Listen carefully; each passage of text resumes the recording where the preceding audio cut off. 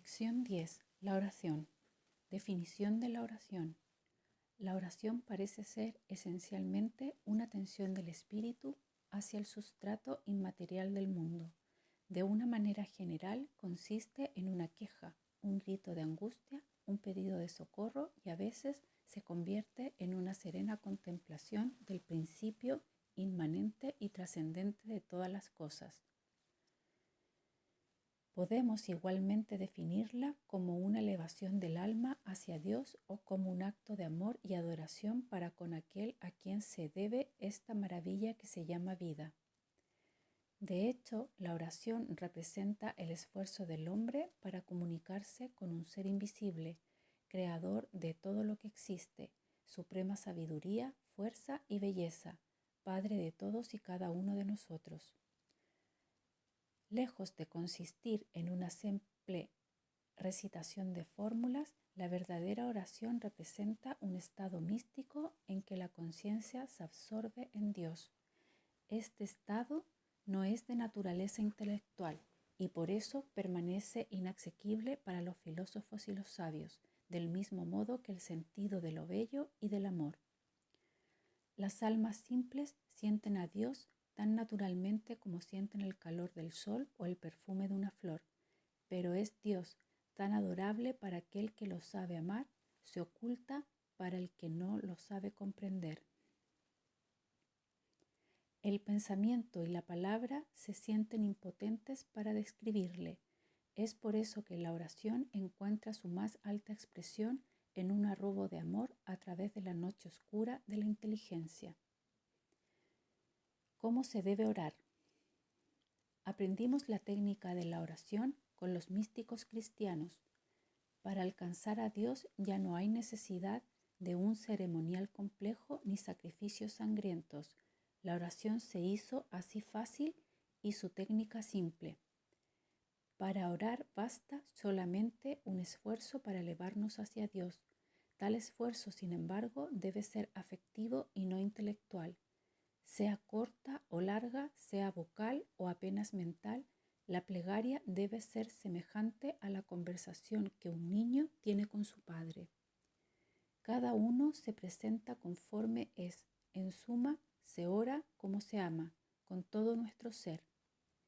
En cuanto a la forma de la oración, varía desde la corta elevación hacia Dios hasta la contemplación, desde las simples palabras pronunciadas por la campesina ante la cruz en un encuentro de caminos hasta la magnificencia de un canto gregoriano bajo las bóvedas de una catedral. La solemnidad, la grandeza y la belleza no son necesarias para la eficacia de la oración, no habiendo tampoco necesidad de ser elocuente para ser oído. Cuando se estima el valor de la oración por sus resultados, nuestras más humildes palabras de súplica y de alabanza son tan aceptables al ser de todos los seres como las más bellas invocaciones. También se ora por medio de la acción, pues ya San Luis Gonzaga decía que el cumplimiento del deber es equivalente a la plegaria. La mejor manera de comunicarse con Dios es indiscutiblemente cumplir íntegramente su voluntad. Padre nuestro, venga a nosotros tu reino, hágase tu voluntad así en la tierra como en los cielos. Y hacer la voluntad de Dios consiste en obedecer las leyes de la vida, tales como ellas se encuentran grabadas en nuestros tejidos, sangre y espíritu.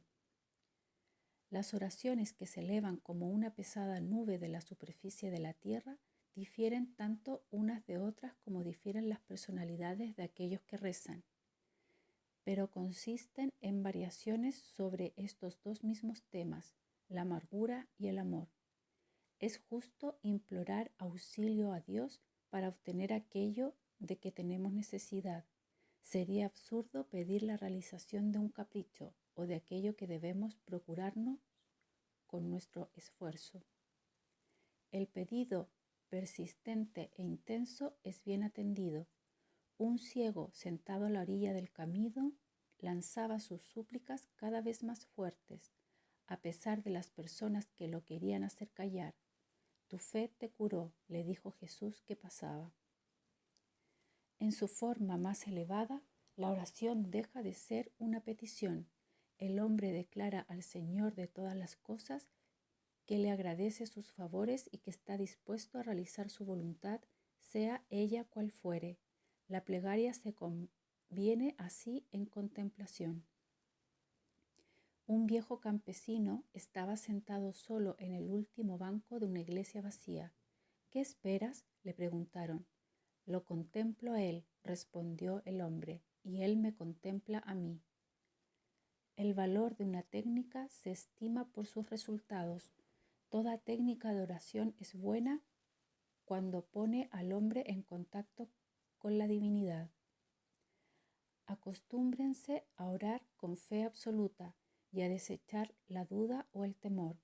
Estas son vibraciones negativas que, irradiando de ustedes, dificultan el acercamiento de las vibraciones positivas que deberán conformar los hechos que esperan y por los cuales ruegan. La práctica constante de la oración, hecha con verdadera fe y amor, los va rodeando de vibraciones positivas que les permitirán obtener más rápidamente nuestra amorosa respuesta. ¿Dónde y cuándo se debe orar? Puede orarse en todas partes, en la calle, en un automóvil, en un vagón, en el escritorio, en la escuela, en la oficina, pero se reza mejor en los campos, en las montañas, en los bosques, junto al mar o en la soledad del cuarto.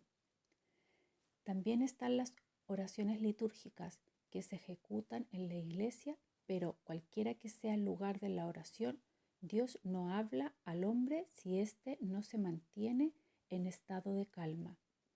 La calma interior depende al mismo tiempo de nuestro estado orgánico y mental y del medio en que nos encontramos sumergidos, pero la paz del cuerpo y del espíritu es difícil de conseguir en medio de la confusión, el barullo y la dispersión de las ciudades modernas. Es solo haciéndose un hábito de orar que la oración actúa sobre el carácter, siendo preciso, por tanto, orar frecuentemente. Piensa en Dios más veces de lo que respiras, decía Epicteto. Es absurdo que oremos por la mañana y en el resto del día nos comportemos como bárbaros. Pensamientos cortos o invocaciones mentales pueden mantener al hombre en presencia de Dios. Y toda nuestra manera de proceder es entonces inspirada por la oración. Así comprendida, la plegaria se convierte en un modo de vivir. Lección 11. La oración. Efectos de la oración. Su práctica. Efectos de la oración. La oración siempre es seguida por un resultado. Cuando es hecha en condiciones convenientes, nunca hombre alguno oró sin aprender alguna cosa. Entre tanto, el rezar es considerado por los hombres modernos como un hábito caído en desuso, una superstición o un resto de barbarismo. Por eso ignoramos casi completamente sus efectos. ¿Cuáles son, de hecho, las causas de esa ignorancia? En primer lugar, el poco uso de la oración. El sentido de lo sagrado está a punto de desaparecer entre los civilizados. Además, la oración es muchas veces estéril, ya que la mayor parte de los que rezan son egoístas, mentirosos, orgullosos y fariseos, incapaces de fe y de amor.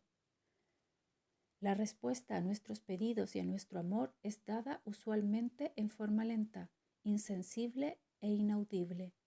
Los observadores quedan a menudo desorientados por el hecho de que la respuesta está, en muchos casos, lejos de ser aquella que se esperaba. Así, aquel que pide la cura de una enfermedad orgánica continúa enfermo, pero sufre una profunda e inexplicable transformación moral. Efectos psicofisiológicos. La oración actúa sobre el espíritu y sobre el cuerpo de una forma que parece depender de su calidad, de su intensidad y de su frecuencia. Es fácil conocer cuál es la frecuencia de la oración y en una cierta medida su intensidad. En cuanto a la calidad se mantiene desconocida, ya que no poseemos medios para medir la fe y la capacidad de amar de los demás. Cuando la oración es habitual y verdaderamente fervorosa, su influencia se hace más manifiesta y podemos compararla a la de una glándula de secreción interna, como la tiroides o la suprarrenal. Consiste en una especie de transformación mental y orgánica que se opera en forma progresiva. Diríase que en lo más profundo de la conciencia se enciende una llama. El hombre se ve tal cual es, pone en descubierto su egoísmo, su codicia, sus juicios equivocados y su orgullo, y entonces se sujeta al cumplimiento del deber moral, procurando adquirir la humildad intelectual. Así se abre ante él el reino de la gracia. Poco a poco va produciéndose en él un apaciguamiento interior, una armonía de actividades nerviosas y morales, una mayor resignación ante la pobreza, la calumnia, las penurias y mayor capacidad para soportar sin desfallecimiento la pérdida de los suyos, el dolor, la enfermedad y la muerte. Por tal motivo, el médico que ve rezar a su paciente debe regocijarse, pues la calma proveniente de la oración es una poderosa ayuda para él. Sin embargo, no debemos considerar a la oración como semejante a la morfina, dado que la plegaria origina al mismo tiempo que la calma una integración de las actividades mentales y una especie de floración de la personalidad. A veces produce aún el heroísmo y marca a sus fieles con un sello particular. La pureza de la mirada, la tranquilidad del porte, la alegría serena de la expresión, la virilidad de la conducta y, si fuera necesario, la sencilla aceptación de la muerte, del soldado o del mártir, traducen la presencia del tesoro que se oculta en lo íntimo de los órganos y del espíritu. La oración eleva a los hombres por encima de la estatura mental que les corresponde de acuerdo con su herencia y su educación. Este contacto con lo divino los impregna de paz, la paz irradia de ellos y llevan la paz a todas partes que vayan. Efectos curativos. Los efectos curativos de la oración en todos los tiempos han despertado la atención de los hombres.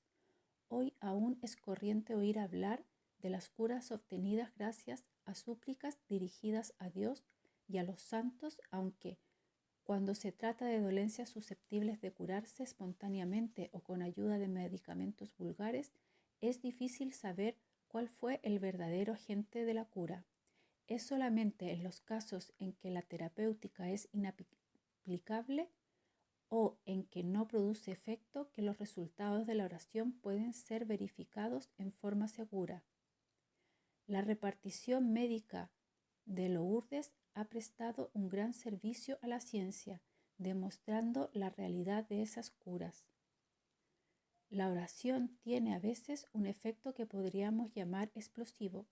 Hay enfermos que han sido curados casi instantáneamente de afecciones tales como el lupus facial, cáncer, infecciones renales, tuberculosis pulmonar, tuberculosis ósea, tuberculosis peritoneal, etc. El fenómeno se produce casi siempre de la misma manera: un gran dolor y enseguida la percepción de estar curado.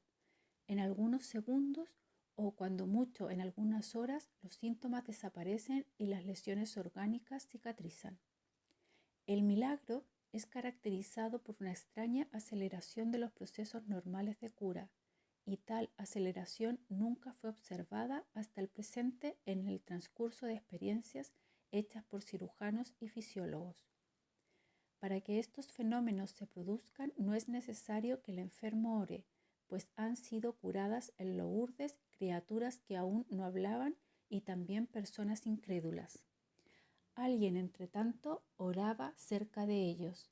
La oración hecha por otro es siempre más fecunda que la hecha por la propia persona interesada en recibir los beneficios. De la intensidad y calidad de la plegaria es que parece depender su efecto. Tales son los resultados de la oración de que yo tengo conocimiento cierto. Lo que sabemos ya en forma segura es que la oración produce efectos palpables. Por muy extraño que esto pueda parecer, deben considerar como real que quien pide recibe y que siempre se abre la puerta a quien golpea. La importancia de la oración está en relación directa con su intensidad, emanada de la fe del que ora y con su intención, conectada con los sentimientos del que pide. Es pues la práctica de la oración no solamente una forma de pedir, sino un medio de obtener, ya que la oración siempre habrá de obtener su efecto, pero el efecto de la oración responde siempre a la fe y a la intención del que ora. Nada habrán de valer las oraciones meramente recitadas, pues no es sólo la palabra la necesaria, sino la vibración que la define y la conecta, y esa vibración que depende de la fe y el sentimiento puede ser densa o sutil y por lo tanto llegar hasta la elevación sublime o quedarse en planos inferiores. No supongan que es orar pedir con desesperación las realizaciones de su propia vida humana. Orar es entregar con fe absoluta en el amor y el poder divino manifestado en los seres superiores a quienes se ora. Los problemas y los deseos de bien que deseen ver transformados en realizaciones. Acostúmbrense a pedir siempre el bien de sus hermanos. Así su espíritu encontrará fácilmente el camino que lo conectará con las fuentes de todo bien, cuando necesiten pedir para ustedes mismos. Una oración bien practicada puede considerarse como una realización efectuada, pues si aparentemente los hechos que ustedes puedan ver no concuerdan con los que esperan, sabrán que si al orar piden el bien, la respuesta será siempre el bien que necesitan, aun cuando ese bien deba llegarles con apariencia completamente diferente de la que ustedes esperaban. Oren no por costumbre, sino por deseo y por la necesidad espiritual de acercarse a las fuentes divinas. Encontrarán y disfrutarán así el verdadero intenso placer de la oración. La invocación del amor. Las enormes fuerzas que, atraídas por sus mentes y sus corazones, se acercan a su planeta para formar la vibración conjunta, tienen un intensísimo poder de acción. Su amor utiliza ese poder de acción para el bien de la humanidad. La humanidad va recibiendo así impactos de fuerzas superiores que paulatinamente irán venciendo la resistencia de las fuerzas negativas que la envuelven. Para que estos impactos de bien realicen más rápidamente su obra, deben adoptar y utilizar al final de sus reuniones una pequeña oración que una y enfoque esas enormes fuerzas hacia la necesidad básica y apremiante de la humanidad, el amor y la paz. Será la oración, unidos nuestros corazones al corazón del Cristo y unidas nuestras mentes a la mente del Cristo, que su amor y su poder despierten el amor entre los hombres y traigan paz a la tierra. Cada ser que recite esta oración con fe y verdadero deseo de bien será un canal para proyectar sobre la humanidad el poder y el amor del Cristo, cada uno de acuerdo con su propia capacidad espiritual que unida se multiplica y alcanza enorme proyección. Los hechos se irán produciendo luego de acuerdo con las vibraciones que esta oración conjunta acercará a la mente y al corazón de los hombres, en todos los grupos y en todos los países, y así aquellos que deberán realizar el bien común serán fortalecidos y sus caminos se verán facilitados, a la vez que se irá debilitando cada vez más la oposición negativa. Práctica de la oración. Sugerimos que a partir de esta lección comiencen a realizar diariamente, con preferencia por la mañana, antes o después de levantarse, el ejercicio que a continuación se indica. Si es posible, concentrarse en soledad durante 10 minutos. Recitar mentalmente la invocación al Maestro, concentrándose intensamente en su significado y contenido. 2. Tratar de elevarse espiritualmente para conectarse con la vibración del Maestro a fin de absorber sus fuerzas y sus fluidos. A medida que se realice esta práctica, se sentirá una profunda paz, armonía, fe y amor. 3. Elevar un pedido para que esos pensamientos y sentimientos envuelvan a todos los hombres y traigan paz a la tierra. 4.